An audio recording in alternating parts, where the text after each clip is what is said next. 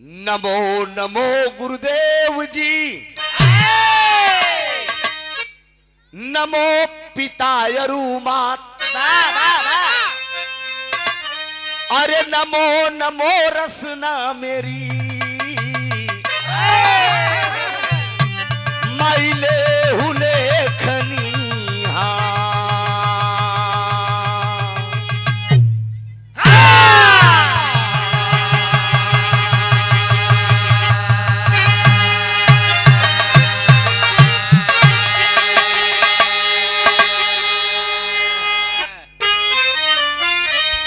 सागर संग संसार में अब नाव पड़ी मझधार, अरे जीवन के नैया के सतगुरु अब आप वनहार।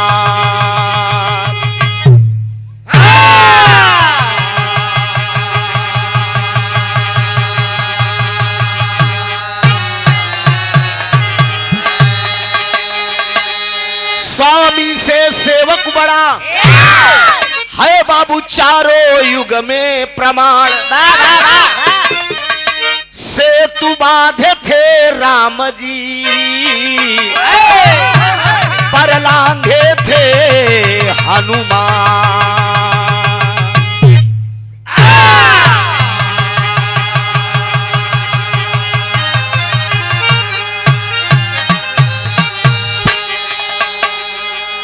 सरस्वती ने स्वर दिया, ए बाबू गुरु न दियो ज्ञान।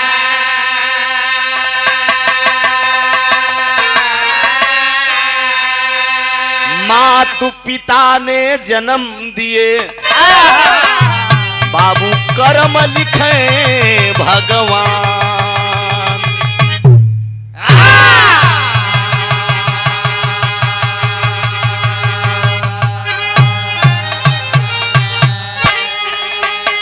हमें चिंता नहीं उसकी, हमें चिंता नहीं उस,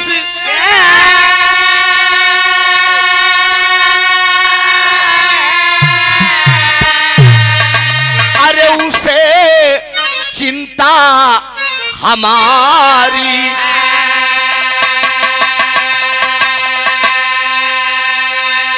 अरे मेरी पतवार का रक्षक, अरे सुदर्शन चक्रधारी है।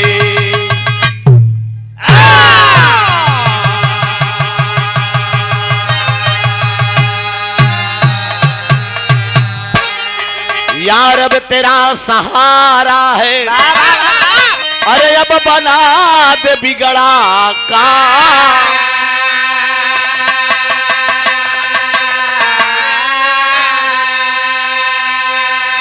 बाबू जो कुछ सज्जन गण जुटे, अब सबको मेरा प्रणाम।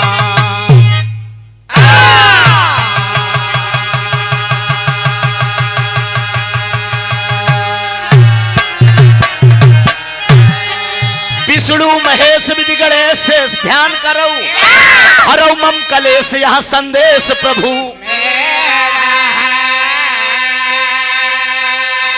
आप है महान ज्ञान ध्यान दयावान दीजिए, दिल का अरमान यह नदान प्रभु बिखेरा। तो भक्त का हो रंग ढंग जंग में उमंग,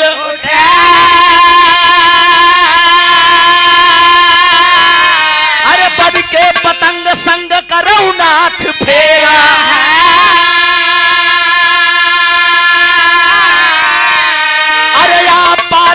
सिरजनहार रामधार कहे, हैदर है लाचार है करतार यदि अधेला है।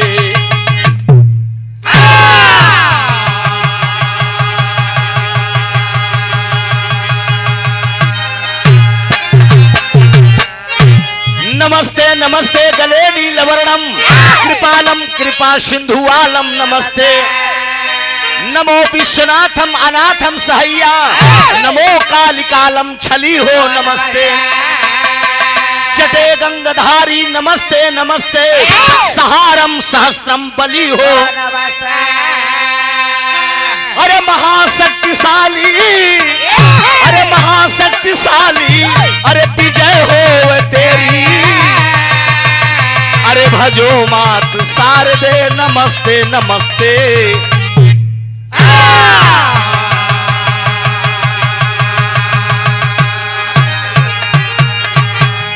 माता तुम हो कष्ट निवारण, माता तुम हो कष्ट निवारण,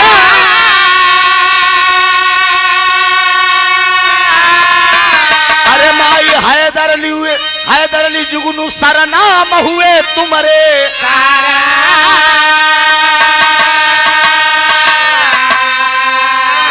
कि हे जग तारन तारन कैदा हमार,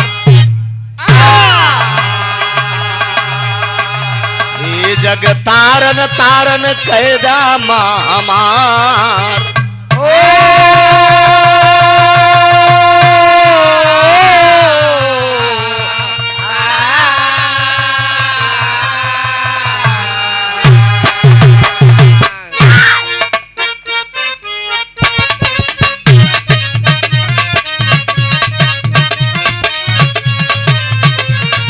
मयरिया कौड़े करनवा भूलैलियू ना हो, भूलैलियू ना,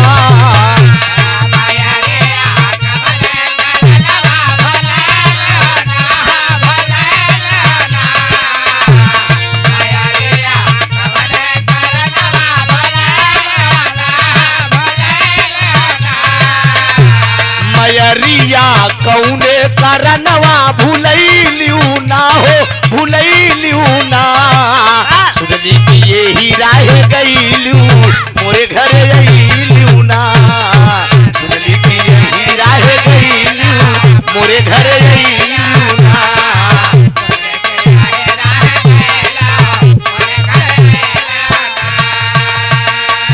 सूर्य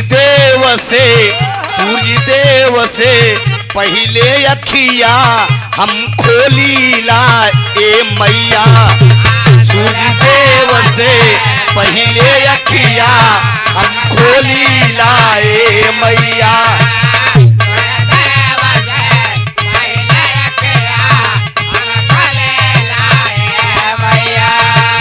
सुगवा से पहले जय माता दी, सुगवा से पहले जय माता दी हम बोली लाए मैया, सुगवा से पहले जय माता दी हम बोली लाए मैया।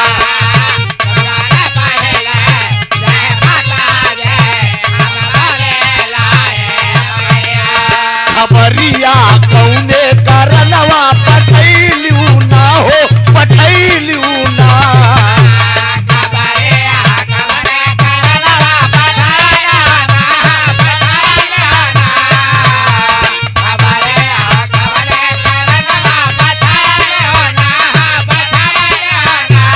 खबरिया कौने करनवा पठैलू ना हो, पठैलू ना, सुनली कि ये ही राह गईलू मोरे घर अइलू ना, सुनली कि ये ही राह गईलू मोरे घर अइलू ना, सुनली कि ये ही राह गईलू मोरे घर अइलू ना। अरे मयरिया कौड़े करनवा भूलैलू ना हो, माई भूलैलू ना, सुनली कि यही राह गईलू ए माई मोरे घर अइलू ना। और बहुत प्यारा सम्मान, साफ करिए बाबू, झंझनाहट दे रहा था बीच में, अभी गा रहे थे तो। आदरणीय फूलचंद यादव जी बीडीसी साहब, आपके करकलों द्वारा ये 51 रुपए का आशीर्वाद प्राप्त हुआ है। मंदे जिंदगी शुक्रगुजार है और आशीर्वाद की परीक्षा है। आज इस भंडारे में शामिल ग्रामीण अंचल से चलकर आए बिरहा के हृदय सम्राट श्रोता बंधु, पूजा के योग्य मेरी माताएं बहनें, सीता अनुसुईया जैसी, सावित्री जैसी बेटी बहनें,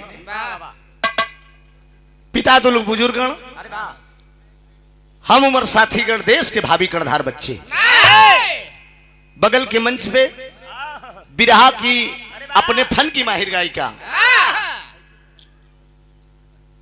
सोना सुहानी जी, और आपको और आपकी पूरी टीम को, कविगण को हृदय की गहराइयों से वंदन अभिनंदन है। स्वागत है इस धरती पे, आप आए बाहर आई, मंदे जिंदगी शुक्रगुजार रहूंगा आप सबका, सेवा कबूल करेंगे आप लोग, कोई कमी होगी इसको बनाइए, क्यों गड़बड़ा गया? हेलो, बंद किए थे क्या आप मास्टर? थोड़ा सा और बढ़ाइए, हल्का सा मिस्टेक बता रहा है। आइए इधर से आइए।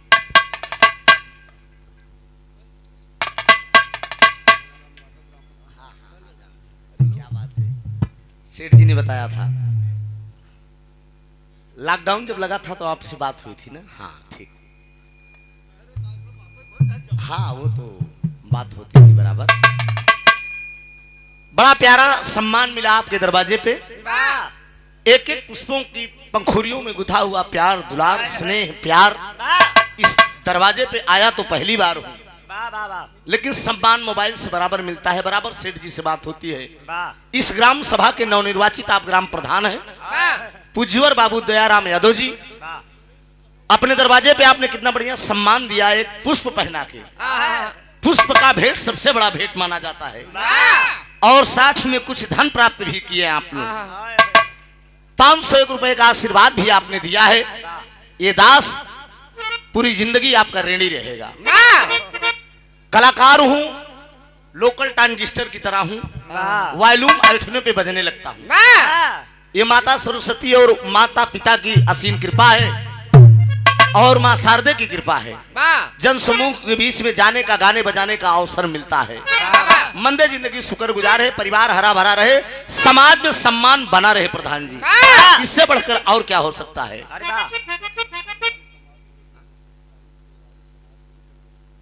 जगवेश्वर से आप अरुण तिवारी जी, जगुआ सोना से अरुण तिवारी जी, आप समाज सेवी हैं, आपके करकमलों द्वारा 101 रुपए का आशीर्वाद प्राप्त हुआ है। मंदे जिंदगी शुक्रगुजार हूं, आशीर्वाद की परीक्षा है। अभी अभी कार्यक्रम की शुरुआत में एक सुंदर पुष्पहार 501 रुपए का आशीर्वाद देकर मंच पे सम्मान किया गया। आदरणीय आप रमा शंकर यादव मैना जी, आप बाबू के करकमलों द्वारा यह सम्मान किया गया। मंदे जिंदगी शुक्रगुजार हूं, आशीर्वाद की परीक्षा है। 2020 में यह कार्यक्रम लिखा गया था, बिरहा की होनहार गायिका सुषमा सरगम जी के साथ में। सेठ जी का बहुत बड़ा कारोबार बॉम्बे में है, भिवंडी में। मोबाइल से सेठ जी कार्यक्रम नोट करवाए, लेकिन दुर्भाग्य था लॉकडाउन की वजह से कार्यक्रम कैंसिल हुआ। पुनः कार्यक्रम लिखा गया, बीच में फोन किए कि 1 मई का मेरा कार्यक्रम नोट कर लेना। बहुत कार्यक्रम मेरे पास आया, बातें नहीं हुई सेठ जी से। अचानक सेठ जी एक दिन फोन किए कि प्रोग्राम याद है ना? हमके सरकार तोहार प्रोग्राम नहीं याद रही। आज के दिन कार्यक्रम पट्टी प्रतापगढ़ में मेरे पास आया था, किसी पार्टी का प्रोग्राम था, नेता का। मैंने राजनीतिक मंच को इनकारा, हमने कहा सेठ जी के दरवाजे पे मुझे जाना है। बड़ा प्यार स्नेह मिला, दोनों कलाकार उपस्थित हुए, और स्नेह प्यार के आशीर्वाद की जरूरत भी है। कार्यक्रम की शुरुआत हो रही है, इत्मीनान से स्थान बनाकर आप लोग बैठ जाइएगा। सोना सुहानी जी भी आप के बीच में आई हैं। मैं गायक कलाकार त्रिभुवन नाथ यादव तीर्थराज प्रयागराज के धरती से, थरवई फाफा मऊ से सेवा कबूल करेंगे। टूटियों के लिए क्षमा प्रार्थी हूं। कार्यक्रम की शुरुआत हो रही है, आइए मार साहब।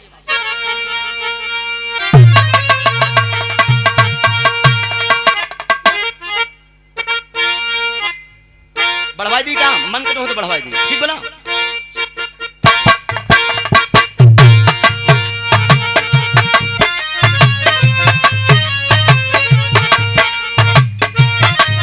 हेलो हेलो, ठीक है ठीक है, हल्का से बढ़ सकता है, हल्का से बढ़ सकता है।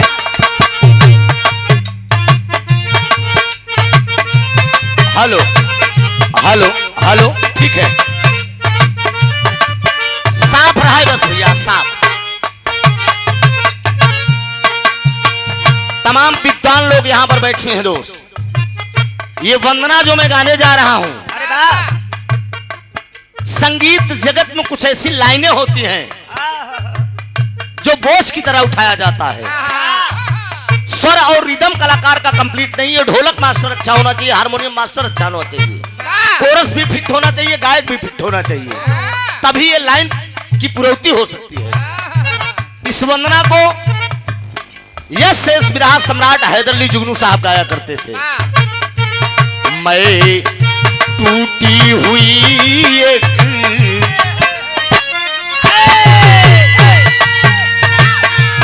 मैं टूटी हुई एक नैया हूँ, मुझे चाहे जिधर ले जाओ।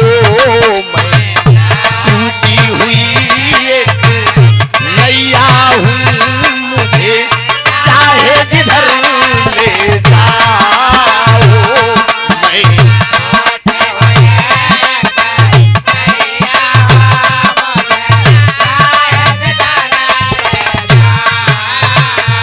मौजों में डूबो तो चाहे मुझे, मौजों में डूबो तो चाहे मुझे साहिल की नजर दे जाओ। मैं टूटी हुई एक नैया हूँ, मुझे चाहे जिधर ले जाओ। मैं टूटी हुई एक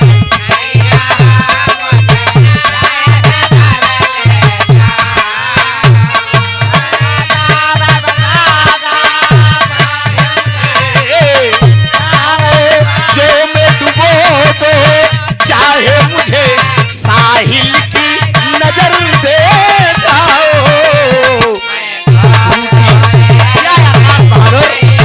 हमारा उम्र लेके दिया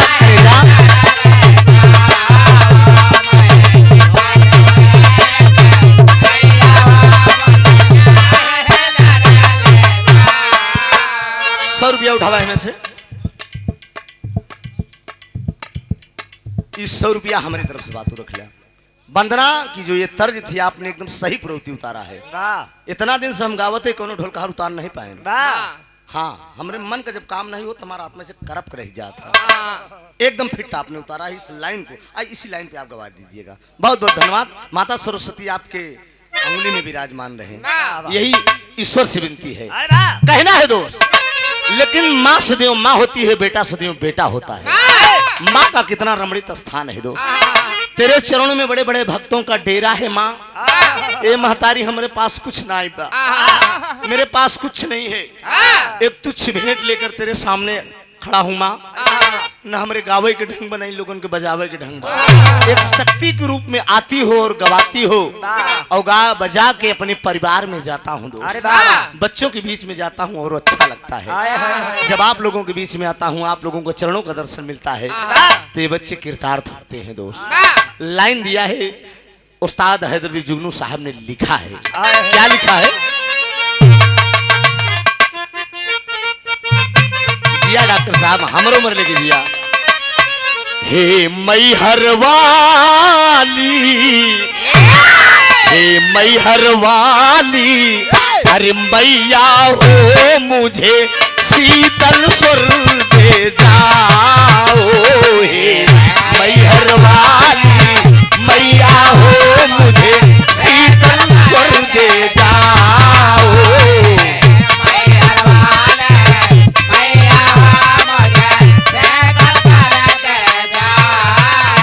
महफिल में समा बध जाए यहाँ, महफिल में समा बध जाए यहाँ, कुछ अपना असर दे जाओ। मैहर वाली मैया हो मुझे शीतल स्वर दे जाओ। मैहर वाली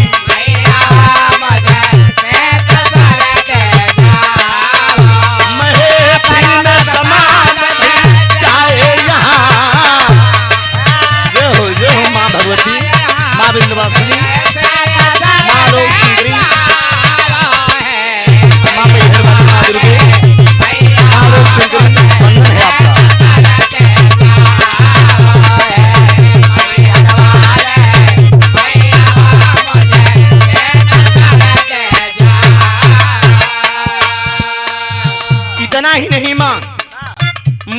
कुछ नहीं आता माँ।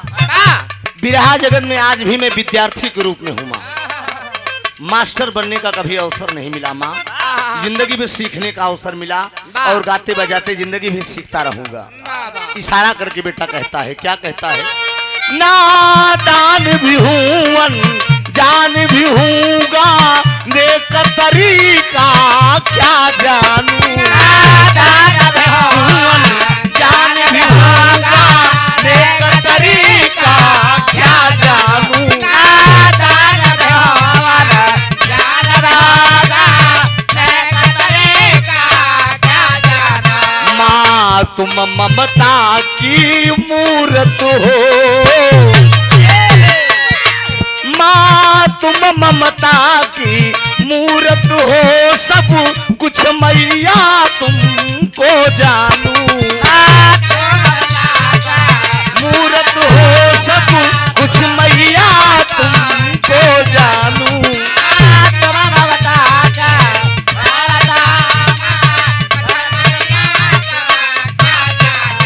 हंसता हुआ सबको देखूं यहाँ, हंसता हुआ सबको देखूं यहाँ, गीतों में लहर दे जाओ। मैहर वाली मैया हो, मुझे शीतल स्वर दे जाओ। मैहर वाली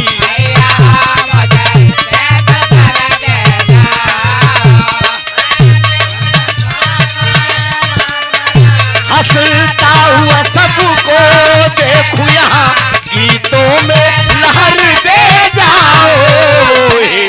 मैहर दिया दिया गुलाब भैया बस।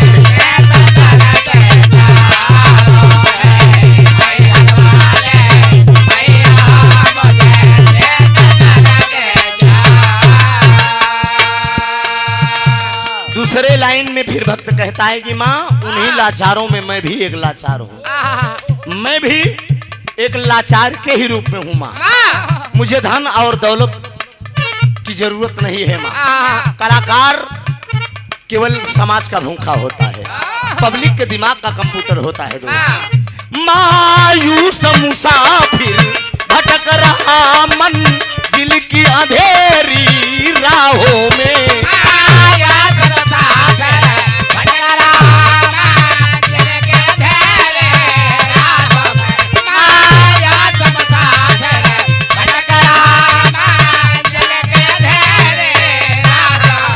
चलने की मुझ में ताप नहीं, चलने की मुझ में ताप नहीं, माँ आके उठा लो बाहों में।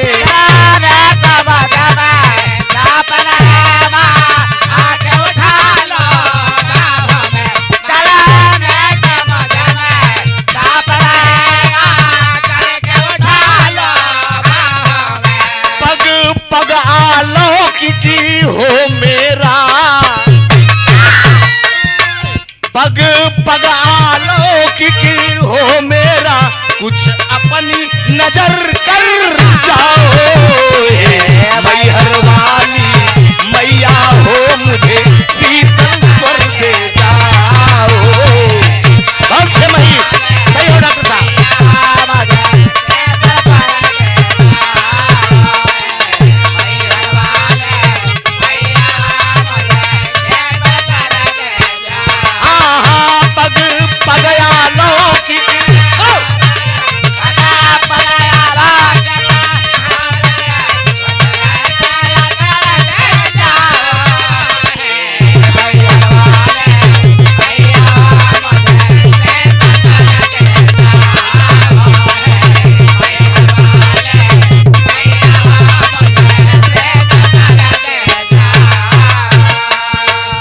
और अंतिम प्रमाण, कलाकार किस खानदान का है, किस वंश का है, तनिक और बढ़ावा डाउन तो हर समझ में आवत यार। दबा जाता हेलो काहे दबत बा, जैसे शुरुआत में बोलत रहन हेलो वैसे हिसाब किताब। वोल्टेज की कमी नहीं है, फुल है वोल्टेज पर्याप्त बा। तो जब खुराक पर्याप्त तो देखा काम घोड़ा की नहीं करे चाहिए यार। हाँ हेलो हमें हमके और दूर से गावे चाहिए लेकिन तब भीड़े की परतबा थोड़ा सा थोड़ा हट के। अगला और अंतिम प्रमाण दिया जाएगा। कलाकार किस खानदान का है, किस खानदान से, किस गुरु और किस अखाड़े से आज मैंने इस विद्या को प्राप्त किया। मैंने अपनी जिंदगी में कभी सोचा नहीं था।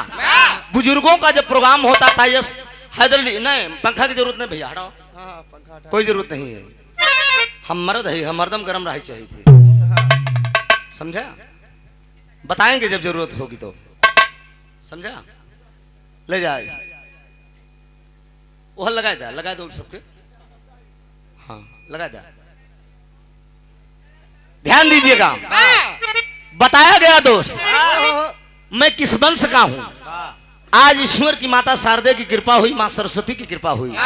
बुजुर्गों का, महान गुरुओं का प्रोग्राम जब होता था, लहरी गुरु का, हैदर अली जनाब साहब का, बाबू राम कैलाश जी के जब कार्यक्रम सुनने के लिए हम जाते थे, हजारों की तादाद में जब जनता देखते थे, मंच देखते थे, तो एक ललक लगती थी कि हे माँ, कभी ऐसा रंगमंच मेरी जिंदगी में भी मुझे मिलेगा।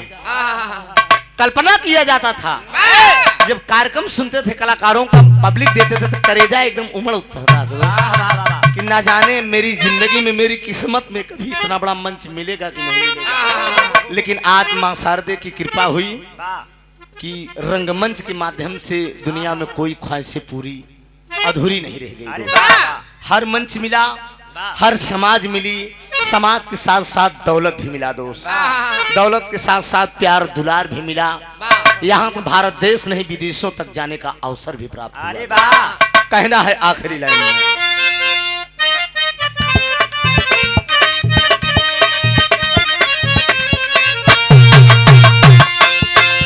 कहीं के गईले गुरु हैदर अली,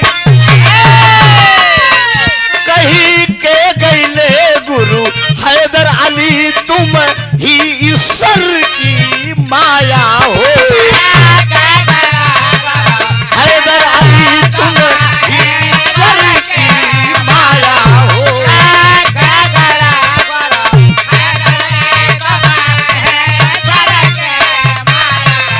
यादव त्रिभुवन के सिर पे माँ, यादव टियन के सिर पे माँ, पावन आंचल की छाया हो।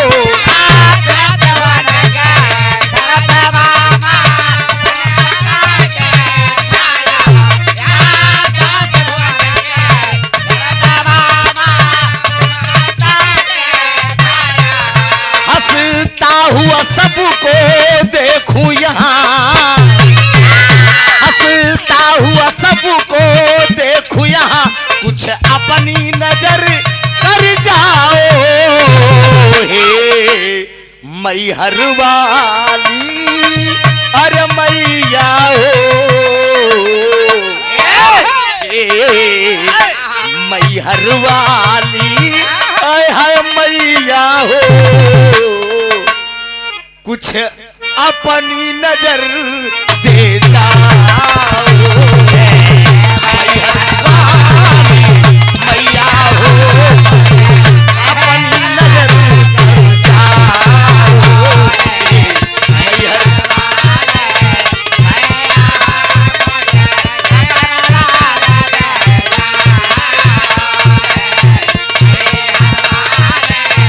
मैया, अपनी नजर कर जाओ। माई का बंदना तो हो ही गया। हाँ, दो लाइन को हल्के मजाए के आ जा, उसके बाद एक छोटी सी गीत हो जाएगी और नंबर उसके बाद हम सोना जी को लगा देते हैं, ठीक है? हाँ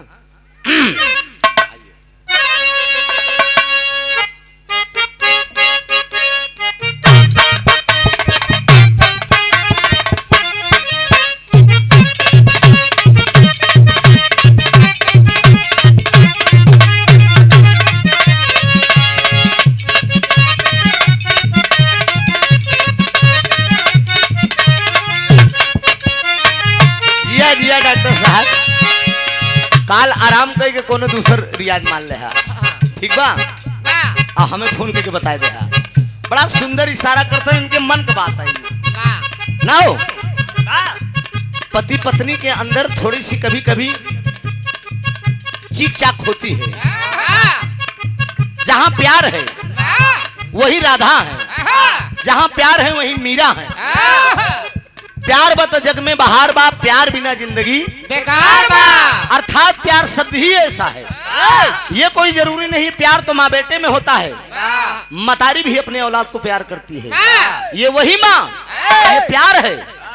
जाड़े के महीना में लोहा भीग जाता है, बेटा पेशाब करता है, माँ गीले जगह लेटती है और बेटा को सूखे जगह लेटाती है। यही प्यार है। प्यार बाप बेटे में होता है, प्यार भाई बहन में होता है, प्यार तमाम रिश्तों में होता है। पति और पत्नी में भी प्यार होता है। पत्नी ऐसी होती है कि पति का राह देखती है।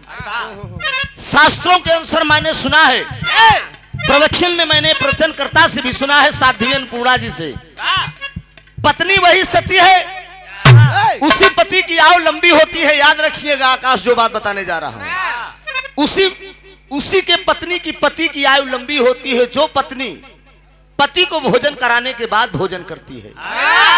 शास्त्रों में ये बात लिखी गई है। अब आजकल के मेरे रुआ क्या करे, तू खा चाहे ना खा, पहले भटक। ऐसा होना चाहिए, ये शास्त्रों की बात है, कोई काल्पनिक बात नहीं है। तो ऐसा होना चाहिए। प्यार है, माता पार्वती भगवान भोलेनाथ में भी प्यार है। कोई पत्नी ये नहीं चाहती कि मेरा पति जुगाड़ी हो, शराबी हो, गजेड़ी हो, नशेड़ी हो, भंगेड़ी हो, रंडीबाज हो। कोई पत्नी नहीं चाहती। हर पत्नी ये सोचती है कि मेरा मांग का सिंदूर मेरे सामने रहे, सदियों खुशहाल रहे। पति बीमार हो जाएगा, पत्नी को कष्ट होगा। मेहरारू बीमार हो यही मन से उतना ध्यान न दे, कहीं तो का पी रहा था। लेकिन होना चाहिए। जिंदगी चलाने के लिए, साइकिल चलाने के लिए दो पहिया की जरूरत है, जिंदगी की गृहस्थी चलाने के लिए दो पहिया की जरूरत है, अर्थात पति और पत्नी। बिना दोनों की ये गृहस्थी की गाड़ी चल नहीं सकती। माता पार्वती नाराज है, भगवान भोलेनाथ भांग के नशे में है। अब भोलेनाथ जब पार्वती के तेवर देखें तो उनकर कुछ नशा उतर गई, और नशा उतर गई कहा तनी कि एक करे जाए ने आवा, यह कहा था मैं।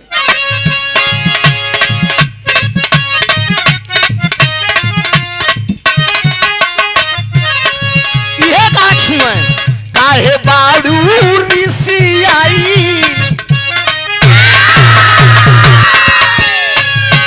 बाड़ू खिसी आइल, आवा झूलू आ झूलाई।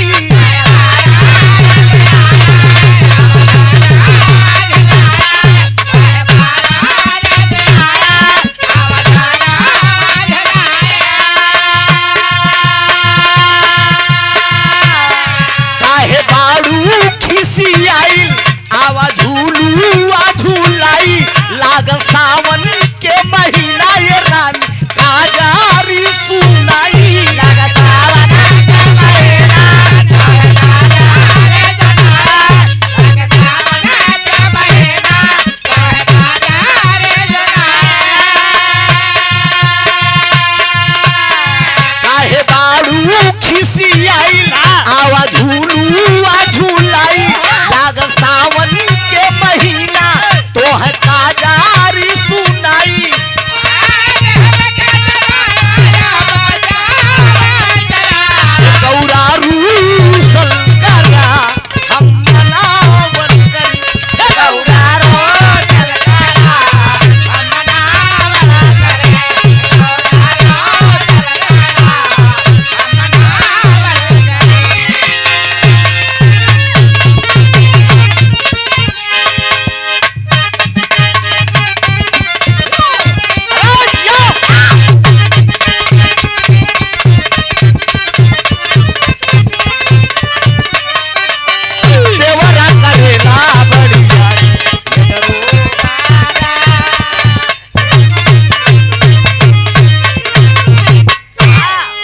जिस अवसर पे आए हैं एक चर्चा हो जाए। सन 2018 में माननीय सेठ जी मंदिर का निर्माण किए और घर भी बनवाए। 19-20 में लॉकडाउन लगा, कार्यक्रम स्थगित हुआ। नहीं मिलता बढ़वाला थोड़ा से बोला बोला बोला हेलो थोड़ा सा बढ़ाइए, बीच बीच में डाउन हो रहा है। हेलो 11वां रुद्र अवतार वाह बजरंग बली की मूर्ति की स्थापना हुई। वाह प्रमाण मिला है बजरंगी जी अजर अमर है, अश्वत्थामा भी अजर अमर है। अरे वाह आज दुनिया के मालिक भगवान मर्यादा पुरुषोत्तम राम मृतलोक पे जब आए थे 11,000 वर्ष 11 घड़ी 11 पल के लिए मृतलोक पे रहे। ये आनंद रामायण की मैं बात बता रहा हूं। नर लीला किए, नर लीला करने के बाद राक्षसों का संहार किए, धरती का भार कम किए, ऋषियों का उद्धार किए। भगवान राम दुनिया छोड़कर जब जाने लगे, स्वर्गलोक जब जाने लगे, बजरंगी जी पूछिए प्रभु मैं क्या करूंगा? कहा जाइए बजरंगी आप अजर अमर रहेंगे। आज भी सच्चे मन से बजरंगी को जी को जो याद करता है, किसी भी लड़ाई में देख लीजिए, कोई भी शुभ कार्य में देख लीजिए, बजरंग बली जी का पताका पहले गाड़ा जाता है। कोई भी कार्य होगा, कोई भी निर्माण आप करेंगे, बजरंगी जी का एक पताका गाड़ा जाएगा। इसलिए कि अगर ध्वजा पर बजरंगी जी विराजमान रहेंगे, कुरुक्षेत्र के लड़ाई के मैदान में आनंद कंद 16 कला पूर्ण भगवान कन्हैया अर्जुन जी के सारथी बने थे। पार्थ बाण चला रहे थे, पार्थ के रथ पर भी बजरंगी का पताका था। ऐसा पुराणों के अंदर प्रमाण मिला है। तो बजरंगी जी के अंदर वो कला थी, सोने की लंका को तहस नहस कर दिया। लंका में जाकर, विदेश में जाकर अपना डंका बजा दिया। ये मामूली बात है? सोचिए, एक ऐसा प्रमाण मिलेगा आप लोगों के सामने, तब है डॉक्टर साहब नहीं।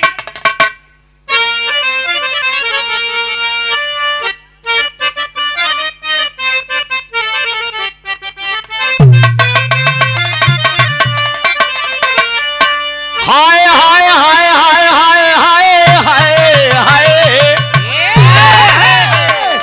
या लाल बनना पड़ता है। कलाकार जितना बुढ़ा होगा उतना निखार आएगी, ये जान लो। कलाकार कभी बुढ़ा नहीं होता, जब तक रहता है अपनी जवानी की उमंग में रहता है। और कलाकार फुर्तील होता है, लेकिन सब नहीं। कितने जने हैं तैसे हाथ धरत है, निहुरा रहा थे जना 20 टन लगा है उनको। दैविक गुण होती है, पुजावा देवता और अपने से पकड़ा डील फर्क होता। पुजावा वाले निहुरा रही, जो डील पकड़ी रही वो फरफरात रही। ऐसा होता है। लल्लन प्रसाद यादव आप कैथवल जगतपुर से, एक ऐतिहासिक मंच है जगतपुर में, कई साल मैं गाया। बक्सर को ओम प्रकाश जी से, भैयालाल पाल जी से, किरण पांडे जी से, कविता कृष्णमूर्ति जी से, बड़ा अच्छा मंच लगता है। प्यार दुलार आप लोग देते हैं। वहां के कैलाश यादव जी हैं, असरफी यादव जी बड़ा सम्मान देते हैं। थोड़ा सा मोबाइल साइलेंट मारिए सर, थोड़ी देर के लिए। हाँ बोल दीजिए, चाहे भैया हो चाहे जे हो। चलिए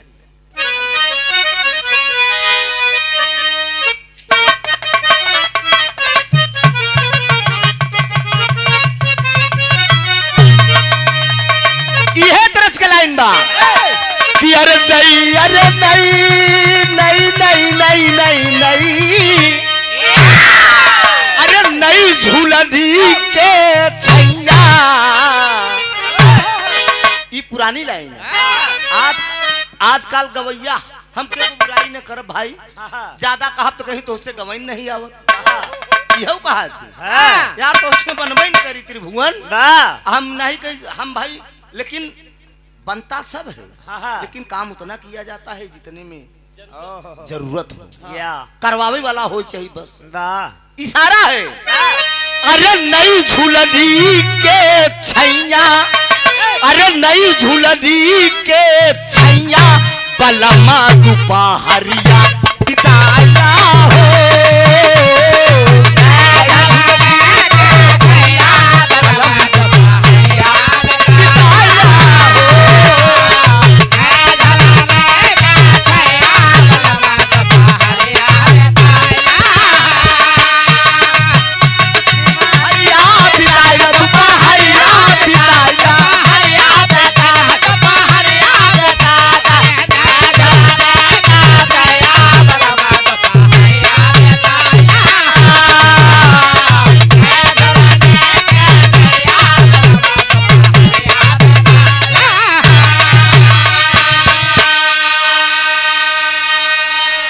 सोचा कितना मार्मिक शब्द में दुल्हन ने अपने पिया को कहा कि नई झूलनी। अरे अर्थात नई झूलनी मतलब कितना लाइन ऊंची है, वो झूलनी रही। कोनो दुल्हन और कहा भी कह रहे हमको भी संग लिए जाना, अरे हमको भी संग लिए जाना पिया जब जइहा विदेशवा हो। ई लाइन हो प्रीति जी का और हमारे यूट्यूब पर गाना है। मोदी जी जब गए सिलेंडर बांटे रहे तो प्रीति जी औरत का काम करें, हम मर्द का काम करें। प्रीति जी गायन की चूल्हा पे बने ना भोजनवा, अरे चूल्हा पे बने ना भोजनवा बलमा तनी माना कहनवा हो। चूल्हा पे बने ना भोजनवा बलमा तनी माना कहनवा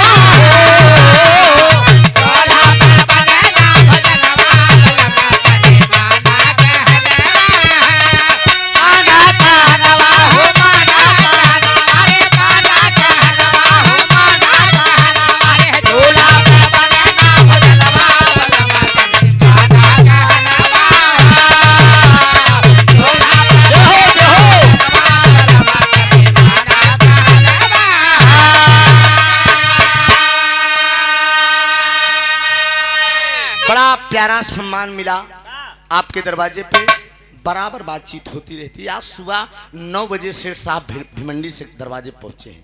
बात हुई है, हमने कहा सर आ गए, कहना हाँ ट्रेन में हूँ, बस पहुंचने वाला हूँ घर पे। आइए त्रिभुवन जी, आदरणीय आप राजकुमार मैनेजर साहब, भिमंडी में आपका बहुत बड़ा कारोबार है। अभी 1:10 पे आपकी वापसी ट्रेन भी है।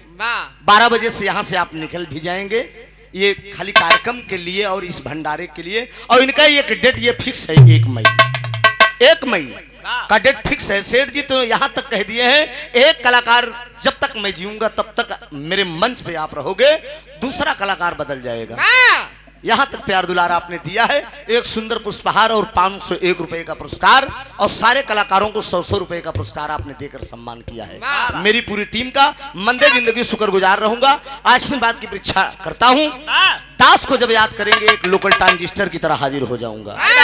ई प्रीति के लाइन की चूल्हा पे बने ना भोजनवा बलम तनी माना कहनवा हो। हम कहे अरे काहे बदे बने ना भोजनवा कोरी तू करनवा बताई दिया हो।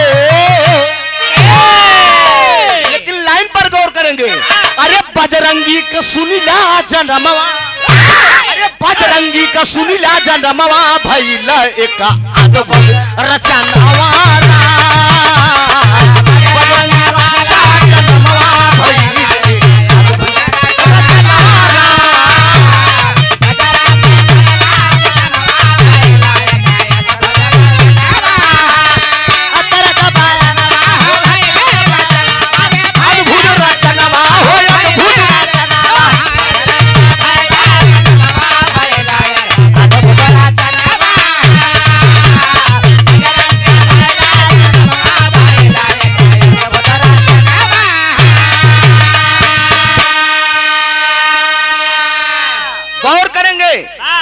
रुद्र अवतार बजरंगी जी का जन्म कैसे हुआ। कहानी स्टार्ट होती है। अरे गौतम ऋषि की नारी रहली ने अहिल्या,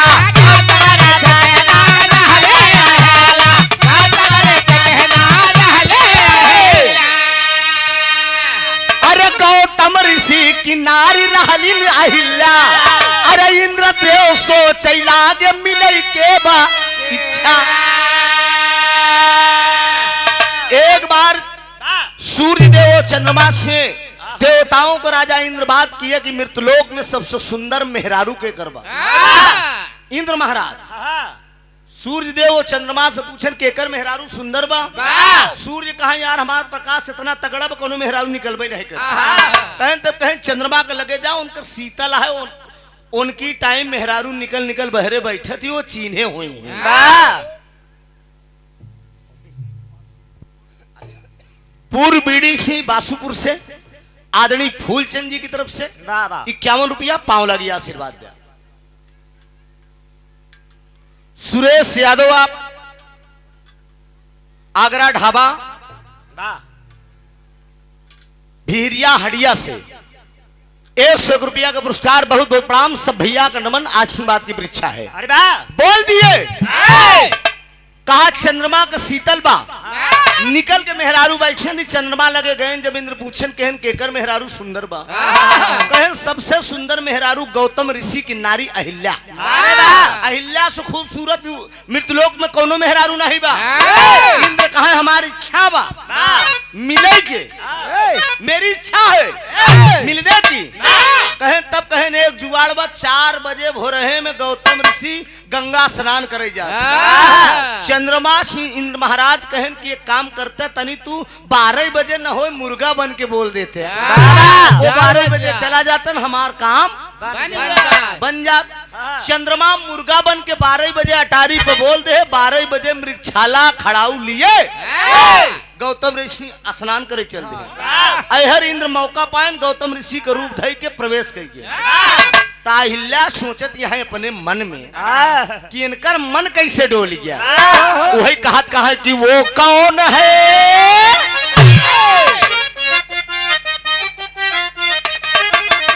हाय हाय हाय अरे वो कौन है, लवंडे अरे ये वो कौन है जो तीर चलाती चली गई, वो कौन है जो तीर चलाती चली गई,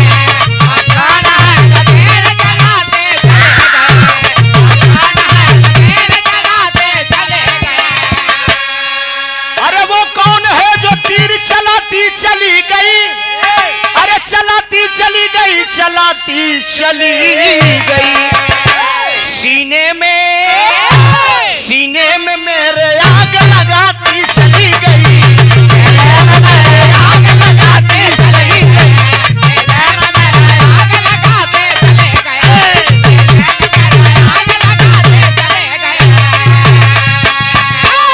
सीने में मेरे आग लगाती चली गई, आशिक के लहू से वो नहाती चली गई, महफिल में मेरे धूल उड़ाती चली गई। ये लहरी काका की लाइन थी। गौतम ऋषि का रूप धारण करके इंद्र महाराज अहिल्या के साथ प्रवेश कर गए, महलों में बातचीत करने लगे, जो कुछ होना था सब कुछ हो गया दोस्त, पर्दे अंदर बात है, जो कुछ होना था हो गया। एहर गंगा स्नान करने के लिए जब गौतम ऋषि पहुंचे तो माँ गंगे की निद्रा खुली, कहा 12 बजे रात में तुम चले आए हो स्नान करने, जाकर देखो इंद्र तेरी पत्नी के साथ घर में छल कर रहा है। लौट के गौतम ऋषि आए तो वही चंद्रमा महाराज अटरिये पे घूमत रहा, तुम 12 खींच के मृगशाला, अरे 12 खींच के मृगशाला, मृगा को जब पहचाना है, रजनीश कहे दुनिया जिसको पर जाहिर धब्बे वाला है, ये सांप मुनि का अजर अमर, अरे ये सांप मुनि का अजर अमर जा जाहिर होगा युग में, याद हमेशा करे मुझे मारा था तुझको सतयुग में। एक मृगशाला खींच के मारे कहे ना तू मुर्गा बन के बोला होता, ना हम न जाइत न हमारे मेहरारू के साथ यही दशा, यही दाग पड़ा हुआ है चंद्रमा। श्राप जेकर ऊपर लग जा तो चाहे कितना बड़ा अपने आप तीर मार खान बना, जवन दाग लग गया जान लो भगवान खिए जब जाबा ना, भगवान खिए जब जाबा तो यह जान रम्हा लाल के छुई जितना खतरा करे रह गया। जिस प्रकार सबका हर चीज का अलग अलग सजावा भगवान, समझा? आप अगर अनर्गल काम करेंगे, अन्यथा काम करेंगे, अगर नियत खोरी करेंगे तो लोहे के मेहरारू एकदम आदि परत तो का भिड़े हैं, न चिपके बना तब उन्हें रम्हा दे घुरे हेट देंगे। याद रखिए, यही बड़े अबो समझाई थी, सुधर जा नहीं सुधरता जा खुद ही भोगबे। श्याम बाबू यादव जी, आप बासुपुर से, आप महोदय की तरफ से 100 रुपया, 101 रुपया, बहुत बहुत प्रणाम भैया का नमन बा। हर गौतम ऋषि जी लौट कर आए, इंद्र महाराज निकल के चला गए और अपनी पत्नी अहिल्या से बात करने लगे। किसी पराये पुरुष से तुम बात कर रही थी, कौन घर में आया था? कहे नहीं स्वामी आप ही तो आए थे। इतने में अहिल्या को छोटी सी एक लड़की थी जिसका नाम बताया गया अंजनी। कहानी यहां से शुरू होती है। अंजनी छोटी सी थी, अंजनी गौतम ऋषि से बताती है कि हाँ पिताजी, बगल के कुटिया में माता जी किसी पराये पुरुष से बात कर रहे थे। अहिल्या ने कहा, अंजनी तुम अपनी माँ पर कलंक लगा रही हो। अरे तुम माँ पे कलंक लगा रही हो, तुझे याद नहीं है? तुम मेरी बेटी हो और एक बेटी हो कि माँ पे कलंक लगा रही हो। जाओ, मैं तुझे श्राप दे रही हूँ। जिस तरह से तुम एक माँ पे कलंक लगा रही हो, एक दिन तू जब जवानी के दाहलूम पे अबू तो तोहरे कलंक लागे। अंजनी कहे न रही बांस न बाजी बांसुरी। हम जवान हो ए महतारी, हम जवान हो, मैं कभी किसी पराये पुरुष पे नजर नहीं फेरूंगी। न हम देखा न वो दिन हमारे सामने गौर करेंगे। ये कोई काल्पनिक बात नहीं है मित्रों। वही अंजनी माता जो है जवानी के दहलीम में अपनी दोनों आंख खोल लेती है, अंधी हो जाती है। और जब अंधी हो जाती है तो एक दिन की समय की बात है। एक दिन होता है क्या, पार्वती माता और भगवान भोलेनाथ कैलाश पर्वत पर बैठे हैं। कैलाश पर्वत पर बैठे हैं, माता पार्वती सुरहो श्रृंगार करे हैं, श्रृंगार में मस्त है एकदम। अब भगवान भोलेनाथ, अच्छा एक बात बा, मेहरारू अगर श्रृंगार कैले, जो असली मर्द रहेगा, जिसके अंदर आकर्षण तगड़ा रहेगा पटेल, जिस मर्द के अंदर आकर्षण तगड़ा रहेगा, वो मर्द अगर देखेगा ना, एक बार उसका शरीर का पूरा रोमा पन पन पन पन पन पन पन पन पन पन पन पन टेम्परेचर बढ़ना शुरू हो जाएगा। माता पार्वती के देख के भगवान भोलेनाथ का टेम्परेचर बढ़त बा। वही होत का बा, अरे काम वासना में भोले बाबा गईले आई, काम वासना में भोले बाबा गईले आई, काम वासना में भोले बाबा गईले आई।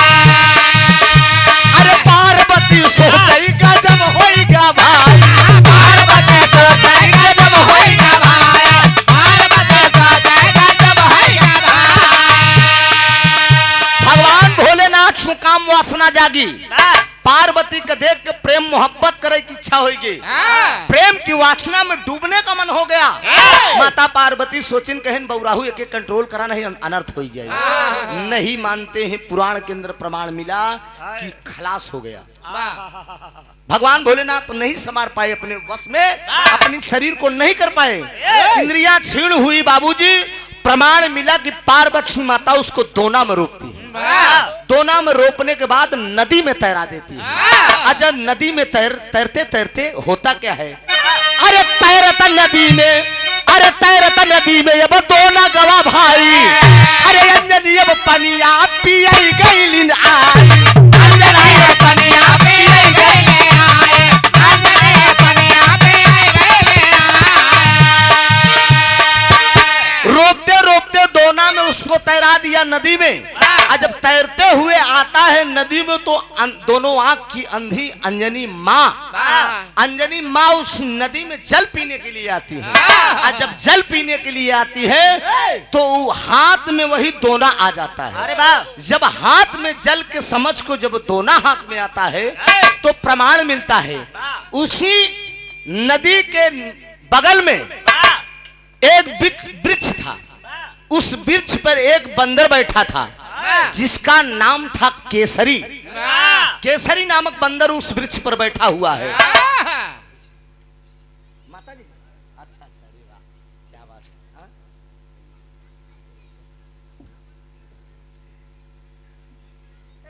नहीं नहीं चल, बहुत बड़ी है।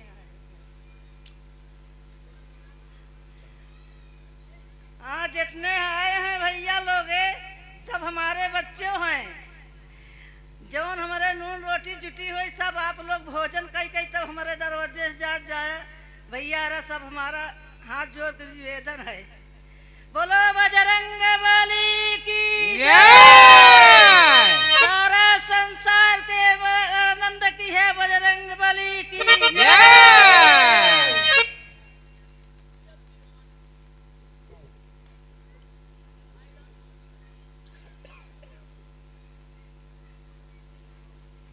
एक जोरदार ताली बजाकर माता जी का सम्मान करिए आप लोग। कितना बढ़िया, देखिए यही सब होता है। माँ बाप की आत्मा तब खुश होती है जब औलाद तरक्की करते हैं। आज माता जी कितनी खुश हैं, सोचिए अपने बच्चों को देख के, आज इनका विकास देख कर, इनकी आमदनी देख के मतारी की तबीयत कितनी खुश है कि हमारे बच्चे हमारी जीती जिंदगी, कितना बड़ा हरा भरा परिवार है। वाकई में सेठ जी के विषय में मैंने बहुत कुछ चर्चा सुना, चूंकि माइक्रोफोन के माध्यम से मंच पे चर्चा करना नहीं ठीक है, किसी की बैकग्राउंड, किसी के और कमाई कजाई के विषय में ये अच्छी बात नहीं है। लोग दुश्मन भी हैं और दोस्त भी हैं। इस धरती पे माता जी सुंदर पुष्पहार और 501 रुपए का आशीर्वाद आपने देकर अपने बेटे को सम्मान किया है मंच पे आके। अमृत के धार केहू कितनो पियाई एगो माई बिना, कैसे करे जवा जुड़ाई ये भैया एगो माई बिना। माई तो माई होती। मैं सच्चाई बता रहा हूँ, 15 दिन मैं भी अपनी माता को देखे हो गया था। एक दिन मैं कमरे में बैठ कर रोने लगा। हमने कहा साला ना मैं दूर घर बनवाया होता, ना आज मतारी का 15 दिन देखे होता। ममता जागी, मैंने अपने बेटे से कहा, हमने कहा बाइक उठा कर जाओ और माता जी को लिवा के आओ, तुरंत लिवा के आओ। बेटा मेरा गया, माता जी को और पिताजी को लिवा के आया। खाना पीना बना, हम सारे परिवार के लोग बैठ के साथ में भोजन करें, अच्छा लगता है। परिवार के साथ कुछ और ही अलग बात होती है। वो भाग्यशाली होते हैं जिनके माँ बाप जिंदगी में रहते हैं। वो लोगों की जिंदगी अजीब होती है जिनकी दुनिया में माँ बाप नहीं रहते दोस्त। लेकिन क्या करें, ये मृतलोक है, कलेजों को पत्थर करना पड़ता है। ऐसा अक्सर होता है। मेरा चरण स्पर्श है। माता जी अपने बच्चों को इसी प्रकार से आशीर्वाद बना के रखे। केसरी नामक बंदर पेड़ पर बैठा हुआ है। जब केसरी नामक बंदर बैठा हुआ है तो दोनों हाथ में जब अंजनी के आता है तो होता क्या है,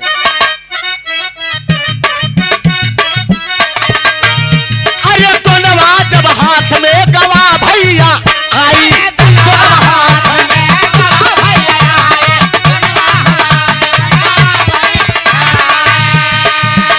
अरे ऊंचा सो पवन के आगमन का आई, ऊंचा सो पवन के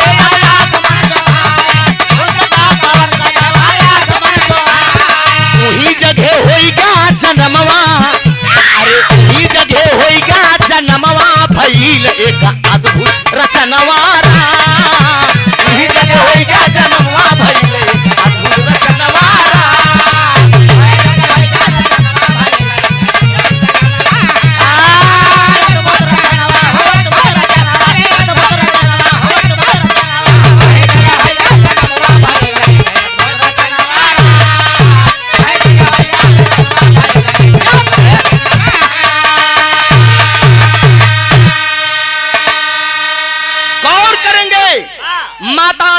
हाथ में वो दोना आता है और जल समझकर उस दोना को जब पीती है तो केसरी नामक बंदर पेड़ के ऊपर है, उसकी परछाई पड़ी, केसरी नामक बंदर की परछाई पड़ी। उसी समय 49 पवन का आगमन हुआ।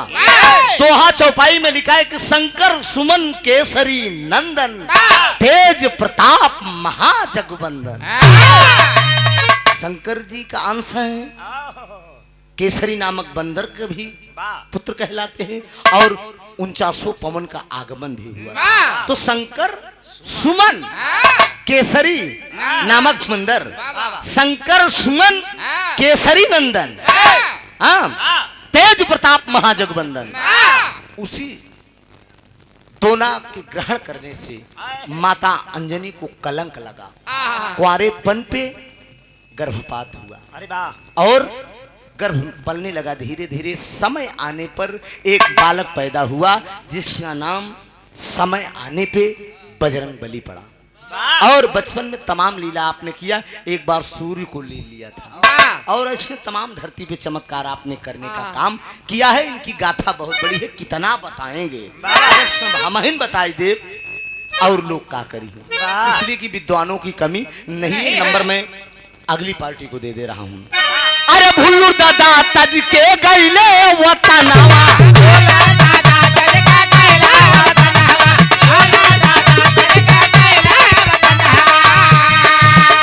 अरे रामधार हैदर बिना सुना भात जहनवा,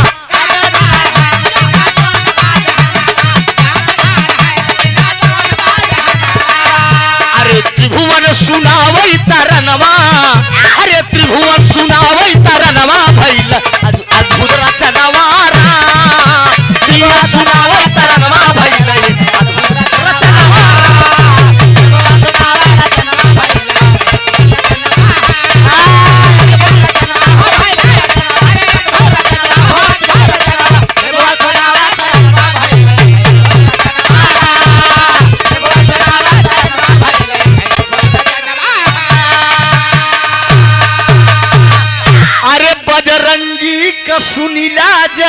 सजनवा भइलिए अद्भुत रचनवारा।